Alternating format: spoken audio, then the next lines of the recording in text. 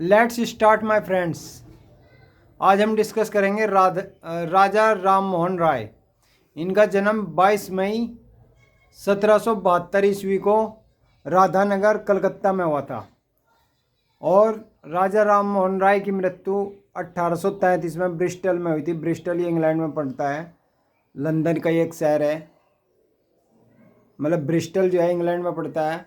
और ये 1830 ईस्वी में अकबर सेकंड की पेंशन बढ़वाने गए थे और वहीं 1833 तक ये रहे और 1833 में ब्रिस्टल में इनकी मृत्यु हुई थी और वहीं इनको दफनाया गया था। ये पूछा जाता है कि इनकी अंत्येष्टि कैसे हुई थी, तो इनको दफनाया गया था राजा राम मोहन राय को। उपाधि, राजा राम मोहन राय की उपाधि है भारतीय राष्ट्रवाद के पिता कहा जाता है।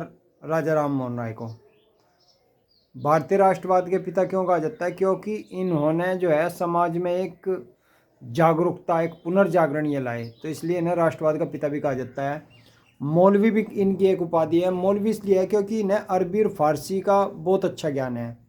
वैसे तो इनकी पकड़ बहुत सारी भाषाओं पे है, अरबी, फारसी, उर्दू, संस्कृत और फ्रेंच, इंग्लिश और कई सारी भाषाओं पे इनकी पकड़ है, इससे अलग भी।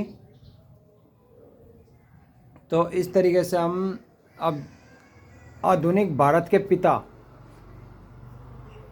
इनकी जो तीसरी उपाधि है राजा राम मोहन राय की, वो है आधुनिक भारत के पिता। और आधुनिक भारत का सूत्रधार रविन्द्रनाथ टैगोर ने जो इन्हें उपाधि दी है राजा राम मोहन राय को, वो दी है आधुनिक भारत का सूत्रधार। पुनर्जागरण के पिता भी इनको कहा जाता है क्योंकि सबसे पहले राजा राम मोहन राय ने ही जो है पुनर्जागरण किया है। और नव प्रभात का तारा भी इनको कहा जाता है। जैसे कह देते नहीं कि चमकता हुआ स्टार, तो नव प्रभात का तारा भी कहा जाता है राजा राम मोहन राय को। और राजा की उपाधि ने अकबरदित्य ने दी थी। अकबरदित्य ने 1830 ईस्वी में राजा राम मोहन राय को राजा की उपाधि दी थी और ये उपाधि देने के बाद ही इन्हें इंग्लैंड भेजा था अपनी पेंशन बढ़वाने के लिए। और भारतीय उदारवाद के पिता भी कहा जाता है। भारतीय उदारवाद के पिता भी राजा राम मोहन राय को ही कहा जाता है। और पत्रकारिता का अग्रदूत भी कहा जाता है राजा राम मोहन राय को ही, क्योंकि इन्होंने बहुत सारी किताबें और बहुत सारी मैगजीन वगैरह निकाल ली, तो इसलिए इन्हें पत्रकारिता का भी अग्रदूत कहा जाता है। 1800, अब इनकी संस्थाओं का डिस्कशन करेंगे हम। 1815 इसमें सबसे पहले इन्होंने आत्मीय सभा की स्थापना की थी कलकत्ता में। जितनी भी संस्थाएं इन्होंने बनाई वो सभी कलकत्ता में बनाई है। अगर मैं ना भी बोलूँ तो भी समझ जाना। 1815 ईस्वी में आत्मीय सभा की स्थापना कलकत्ता में की थी। इसका उद्देश्य था दार्शनिक चर्चा मंडली थी एक किस्म से। यहाँ पे जो है दर्शन शास्त्र के बारे में अध्ययन किया जाता था और सभी प्रकार के, जैसे इन्होंने सारी जो धार्मिक पुस्तकें थी वो इनकी कंठस्थ थी राजा राम मोहन राय की, जैसे कुरान है, बाइबिल है और हमारे वेद हैं, ये सब इनके कंठस्थ थे राजा राम मोहन राय के। 1816 ईस्वी में वेदांत सोसाइटी की स्थापना राजा राम मोहन राय ने की थी। वेदों का अध्ययन करने के, प्रचार करने के उद्देश्य से 1816 ईस्वी में वेदांत सोसाइटी की स्थापना की थी राजा राम मोहन राय ने। 1817 ईस्वी में हिंदू कॉलेज की स्थापना की थी डेविड हेयर के सहयोग से। ये पूछा जाता है कि किसके सहयोग से, तो डेविड हेयर के सहयोग से इन्होंने हिंदू कॉलेज की स्थापना की थी। हिंदू कॉलेज में इसमें क्या करते थे, ये पश्चिमी शैक्षणिक संस्था थी। ये एशिया की प्रथम पश्चिमी शैक्षणिक संस्था भी कहा जाता है इसको, हिंदू कॉलेज को। इसमें ये इंग्लिश की पढ़ाई कराते थे। इंग्लिश, अंग्रेजी में पढ़ाई होती थी सब कुछ, क्योंकि ये आधुनिक बनाना चाहते थे भारतीयों को। और क्योंकि उस समय जो है यहाँ पे अंग्रेज़ों का राज आ चुका था, तो अंग्रेज़ों से भी वे सिख हैं कुछ भारतीय हैं, तो इसलिए इसी उद्देश्य से हिंदू कॉलेज की स्थापना की गई थी 1817 ईस्वी में। पश्चिमी शैक्षणिक संस्था थी, एशिया की प्रथम पश्चिमी शैक्षणिक संस्था भी कहा जाता है। डेविड हेयर के सहयोग से बनी थी हिंदू कॉलेज की स्थापना की थी 1817 ईस्वी में।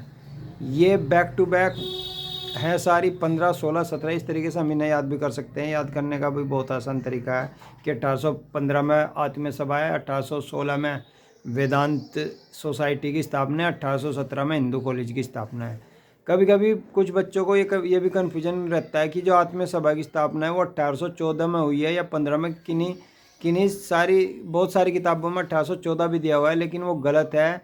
जो आयोग है, यूपी के जितने भी आयोग हैं वे सब 1815 ही इसका आंसर सही मानते हैं।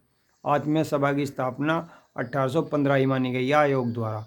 1825 में वेदांत कॉलेज की स्थापना हुई थी और इसका उद्देश्य था भारतीय शिक्षा और जो पश्चिमी विज्ञान है उसको एक साथ लाना, इसका उद्देश्य था 1825 का। देखो क्रम वाइज चल रहा है सब कुछ। पहले दर्शनों की चर्चा हुई है आत्मीय सभा द्वारा, फिर वेदांत सोसाइटी द्वारा वेदों का अध्ययन हुआ है, फिर हिंदू कॉलेज की स्थापना हुई जिसमें पश्चिमी शिक्षा यानी कि अंग्रेजी शिक्षा का अध्ययन किया गया, फिर अंग्रेजी शिक्षा और भारतीय शिक्षा को एक साथ मिलाया गया है जिसको वेदांत कॉलेज कहते हैं। 1825 में वेदांत कॉलेज की स्थापना भारतीय शिक्षा पश्चिमी विज्ञान को एक साथ लाने का कोशिश किया गया है यहाँ पे। फिर ब्रह्म समाज की स्थापना हुई है 20 अगस्त, इसकी तारीख भी पूछ लेता है कि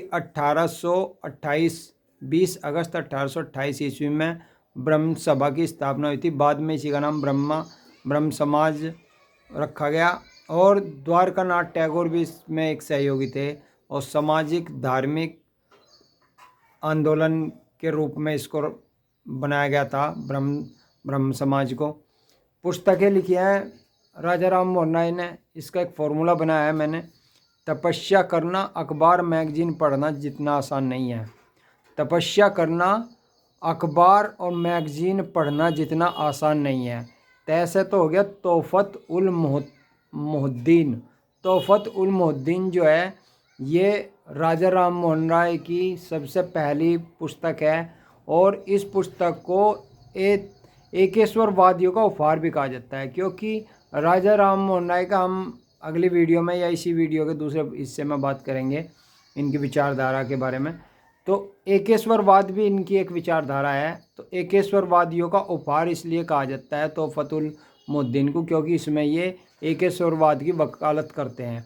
फारसी में लिखी गई है ये तोहफत उल मोहद्दीन, क्योंकि ये बहुत अच्छे फारसी के भी ज्ञाता है। बंगाली भी इनको आती है, फारसी भी आती है, अंग्रेजी भी आती है। इन्हें लगभग 10-11 भाषाओं का ज्ञान था राजा राम मोहन राय को। तो एकेश्वरवादियों का उपहार किसको कहा जाता है? तोहफत उल मोहद्दीन को कहा जाता है। और तोहफत उल मोहद्दीन ये फारसी में लिखी गई है, 1809 ईस्वी में लिखी गई पुस्तक है। तय से बना है तोहफत उल मोहद्दीन। दूसरा तपस्या में पे है, पे से बना precept of justice. Precept of justice ये 1820 में लिखी गई है, अंग्रेजी में लिखी गई पुस्तक है ये। और फिर है स्या मतलब तपस्या का ही शब्द है, आधे स्या को पूरा स्या बना दिया हमने। संवाद कौमुदी। संवाद कौमुदी इनकी एक पुस्तक है जो 1821 ईस्वी में लिखी गई है बंगाली में, और सती प्रथा की आलोचना की गई है। बहुत पूछा जाता है कि किस पुस्तक में राजा राम मोहन राय ने सती प्रथा की आलोचना की है, तो वो संवाद कौमुदी है। अगली पुस्तक है इनकी मिरातुल अखबार। अखबार से हम मिरातुल अखबार याद रख सकते हैं, ये फारसी में लिखी गई पुस्तक है मिरातुल अखबार। और अगली पुस्तक है इनकी ब्रह्मनिकल मैगजीन, ये 1823 में लिखी गई, ये अंग्रेजी की पुस्तक है ब्रह्मनिकल मैगजीन। तो इस तरीके से हमने इसका एक फॉर्मूला बनाया है। इस तरीके से 5 पुस्तकें हम याद कर सकते हैं। तपस्या करना अखबार मैगजीन पढ़ना जितना आसान नहीं है। तोहफत उल मोहद्दीन, प्रिसेप्ट्स ऑफ जस्टिस, संवाद कौमुदी, मिरातुल अखबार और ब्रह्मनिकल मैगजीन, ये सभी पुस्तकें राजा राम मोहन राय की पुस्तकें हैं। अब हम आगे देखेंगे सामाजिक, राजा राम मोहन राय के सामाजिक और धार्मिक विचार। सबसे पहले तो इन्होंने मूर्ति पूजा का ही विरोधी थे ये, जिसके चलते, क्योंकि इनके जो पिताजी थे, जो इनके पापा थे, जो इनके पिता थे, वो एक पंडित थे और उनके जो घर में पैसा आता था वो मूर्ति पूजा की वजह से ही आता था। और जैसे इन्होंने मूर्ति पूजा का विरोध करा तो इन्हें घर से निकलना पड़ा। फिर ये नेपाल चले गए थे और वहीं से इन्होंने, जब ये मूर्ति पूजा के विरोधी थे तो एकेश्वरवाद के तो समर्थक होंगे ही हैं, तो ये एकेश्वरवाद के समर्थक थे, मूर्ति पूजा के विरोधी थे राजा राम मोहन राय। अवतारवाद के विरोधी भी अपने आप हो जाएंगे, जब ये मूर्ति पूजा के विरोधी हो जाएंगे तो अवतारवाद के विरोधी भी हो जाएंगे। और बहुविवाह के विरोधी थे ये, मतलब एक से ज़्यादा विवाह करने के भी विरोधी थे। तो बहुविवाह के विरोधी थे राजा राम मोहन राय, अवतारवाद के विरोधी थे, मूर्ति पूजा के विरोधी थे और एकेश्वरवाद के समर्थक थे ये। सती प्रथा के भी विरोधी थे। इनकी जो भाई की पत्नी थी वो सती होने जा रही थी, जिसको इन्होंने रोका था। और राजा राम मोहन राय ने जो संवाद कौमुदी पुस्तक लिखी है उसमें भी सती प्रथा का पुरजोर विरोध किया है। तो सती प्रथा के विरोधी थे राजा राम मोहन राय और विधवा विवाह के समर्थक थे। राजा राम मोहन राय विधवा विवाह के समर्थक थे, अंतर्जातीय विवाह के भी समर्थक थे ये, और स्त्री उत्तराधिकार के समर्थक भी थे। यानी कि स्त्रियों को भी जो है अपने पिता की संपत्ति में पूरा मतलब उनका हक मिलना चाहिए उन्हें, इसी को कहते हैं उत्तराधिकार। तो स्त्री उत्तराधिकार के समर्थक थे राजा राम मोहन राय। राजनीतिक विचार इनके उदारवाद के जनक कहा जा। राजनीतिक विचार में जो है राजा राम मोहन राय को उदारवाद के जनक कहा जाता है। स्वतंत्रता और राष्ट्रीयता के ये कट्टर समर्थक थे। स्वतंत्रता और राष्ट्रीयता के कट्टर समर्थक थे। राजनीतिक विचारों में राजा राम मोहन राय के हम राजनीतिक विचार पढ़ रहे हैं, जिसमें ये उदारवाद के जनक कहे जाते हैं। राजा राम मोहन राय को उपाधि भी दी गई है ये, और स्वतंत्रता और राष्ट्रीयता के कट्टर समर्थक थे राजा राम मोहन राय। प्राकृतिक अधिकारों के समर्थक थे ये। जीवन, स्वतंत्रता और संपत्ति, यही हैं 3 प्राकृतिक अधिकार जो लोक ने बताए हैं। लोक एक दार्शनिक हुए हैं, उन्होंने 3 प्राकृतिक अधिकार बताए हैं। यानी कि प्रकृति से जो हमें अधिकार मिले हुए हैं उन्हें बोलते हैं प्राकृतिक अधिकार। और वो 3 अधिकार हैं, जीवन, स्वतंत्रता और संपत्ति। तो उनके जो है कट्टर समर्थक थे राजा राम मोहन राय, प्राकृतिक अधिकारों के कट्टर समर्थक थे। भारतीय संवैधानिक आंदोलन के जनक कहा है सुरेंद्रनाथ बनर्जी ने इनको। ये कहा जो संवैधानिक आंदोलन चलाया है वो सबसे पहले राजा राम मोहन राय ने चलाया। तो भारतीय संवैधानिक आंदोलन के जनक सुरेंद्रनाथ बनर्जी ने कहा राजा राम मोहन राय को। फ्रांसीसी क्रांति के समर्थक थे ये राजा राम मोहन राय। फ्रांसीसी क्रांति के समर्थक थे जिसमें बंधुता ये सब नारे लगते हैं। तो फ्रांसीसी क्रांति के समर्थक थे। स्पेन की क्रांति से खुश होकर इन्होंने भोज दिया था। जब स्पेन की क्रांति जो है सफल हुई थी, तब स्पेन की क्रांति के सफल होने की दावत करी थी राजा राम मोहन राय ने इंडिया के अंदर। और नेपल्स की क्रांति से, जब नेपल्स में क्रांति हुई थी वो असफल हो गई थी, तो बहुत दुखी भी हो गए थे। पत्रकारिता के जनक कहा जाता है, प्रेस की आज़ादी के समर्थक थे ये, पत्रकारिता के जनक भी कहा जाता है राजा राम मोहन राय को। ब्रह्म समाज का विकास ऐसे ऐसे हुआ है। देखो, सबसे पहला तो 20 अगस्त 1828 में तो ब्रह्म समाज की स्थापना हुई है कलकत्ता में। और 1830 से 33, क्योंकि 1830 में राजा राम मोहन राय पहुंच गए लंदन, इंग्लैंड, और 1830 से 33 तक ब्रह्म समाज का जो उत्तरदायित्व है वो आचार्य विद्यावागीश ने संभाला है। इसके बाद क्या हुआ है, 1833 में राजा राम मोहन राय की ब्रिस्टल में, इंग्लैंड में मृत्यु हुई है। तो 1833 से 1843 10 साल तक द्वारकानाथ टैगोर इसके सर्वेसर्वा रहे हैं, प्रमुख रहे हैं। 1833 से 1843 ये पूछा जाता है द्वारकानाथ टैगोर बने थे। ये पूछा जाता है कि राजा राम मोहन राय के बाद इसका प्रमुख किसको बनाया गया था राजा राम मोहन राय की मृत्यु के बाद। तो वो थे द्वारकानाथ टैगोर। यानी कि द्वार खुल गए थे राजा राम मोहन राय के मरने के बाद, द्वार खुल गए थे द्वारकानाथ टैगोर के लिए ब्रह्म समाज के। इनके बाद 1843 में फिर देवेंद्रनाथ टैगोर प्रमुख बनाए गए थे ब्रह्म समाज के, और उन्होंने ब्रह्म समाज को पुनर्स्थापित किया और पुनर्जीवित किया। ये पूछा जाता है क्वेश्चन कि ब्रह्म समाज को पुनर्स्थापित और पुनर्जीवित किसने किया, तो वो देवेंद्रनाथ टैगोर ने किया। 1856 में फिर केशव चंद्र सेन जुड़ गए थे इससे, और बंगाल से बाहर भी ले गए थे इसको। और इसको ब्रह्म समाज को बंगाल से बाहर ले गए थे केशव चंद्र सेन, और इसको सरल बना दिया था बहुत ज़्यादा। और पहले मिशनरी थे।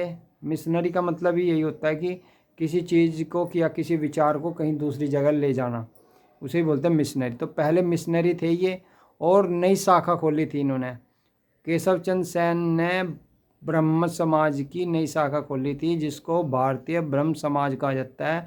1865 ईस्वी में खोली थी। ये पूछा जाता है कि केशव चंद्र सेन ने भारतीय ब्रह्म समाज कब स्थापित किया था। जुड़े तो 56 में थे। ये पूछा जाता है कि कब जुड़े थे। 1856 में जुड़े थे केशव चंद्र सेन, और कब इन्होंने नई शाखा बनाई थी भारतीय ब्रह्म समाज, तो 1865 में बनाई थी नई शाखा, 1865 में बनाई थी केशव चंद्र सेन ने। इस तरीके से क्या हुआ था, ब्रह्म समाज के दो हिस्से हो गए थे। एक तो हो गया था जो आदि ब्रह्म समाज था यानी कि मूल था, उसके तो प्रमुख हो गए थे देवेंद्रनाथ टैगोर, और जो दूसरा नया बनाया था भारतीय ब्रह्म समाज, इसके प्रमुख हो गए थे केशव चंद्र सेन। 1865 ईस्वी में बनाया था ब्रह्म समाज इन्होंने। अब इसके बाद क्या हुआ था, ब्रह्म समाज के भी दो हिस्से हो गए थे आगे चल के। जो भारतीय ब्रह्म समाज बना था केशव चंद्र सेन ने, इसके भी आगे चल के दो हिस्से हो गए थे। केशव चंद्र सेन के प्रयास से 1872 में ब्रह्म मैरिज एक्ट बनाया गया था। इसमें क्या था, लड़की की उम्र तो थी इसमें 14 वर्ष विवाह की उम्र, और लड़के की विवाह की उम्र थी 18 वर्ष। लेकिन जो केशव चंद्र सेन थे, इन्होंने अपनी पुत्री का विवाह 12 वर्ष की उम्र में कर दिया था। भाई वो होता ना कि अच्छी शादी मिल गई चलो कर दो, तो उस वजह से क्या हुआ था, इन्होंने अपनी पुत्री का विवाह कर दिया था, कूच बिहार के राजा के साथ विवाह कर दिया था। और इस बात से नाराज हो गए शिवनाथ शास्त्री और आनंद मोहन बोस ने केशव चंद्र सेन के भारतीय ब्रह्म समाज से निकलकर साधारण ब्रह्म समाज का निर्माण कर लिया था। इससे क्या हुआ था भाई, इन्होंने दूसरी अपनी लड़की की शादी 12 वर्ष की उम्र में कर दी केशव चंद्र सेन ने। तो इस बात से नाराज हो गए थे शिवानाथ शास्त्री और आनंद मोहन बोस, और उन्होंने जो है एक नया ब्रह्म समाज बनाया था जिसका नाम था साधारण ब्रह्म समाज, जिसकी स्थापना आनंद मोहन बोस और शिवानाथ शास्त्री ने की थी, क्योंकि वे केशव चंद्र सेन की इस बात से नाराज हो गए थे कि उन्होंने अपनी लड़की की शादी 12 वर्ष की उम्र में कर दी थी, जबकि केशव चंद्र सेन के सहयोग से ही 1872 ईस्वी में ब्रह्म समाज मैरिज एक्ट लाया गया था, जिसके द्वारा लड़की की उम्र 14 वर्ष और लड़के की उम्र 18 वर्ष निर्धारित की गई थी। माय फ्रेंड्स, वीडियो को बनाने में बहुत मेहनत लगती है, तो आपसे हाथ जोड़कर अनुरोध है, चैनल को सब्सक्राइब करो। देखते बहुत हैं लेकिन सब्सक्राइब नहीं करते हैं। और इसको लाइक करो, वीडियो को शेयर करो और कमेंट करो। कमेंट में मुझे बताओ मेरी क्या कमियां हैं, क्या गलतियां हैं जिनसे मैं सुधार कर सकूं और इसे अच्छा और अच्छा कर सकूं, बेटर से बेस्ट तक जा सकूं। धन्यवाद। जय हिंद, जय भारत।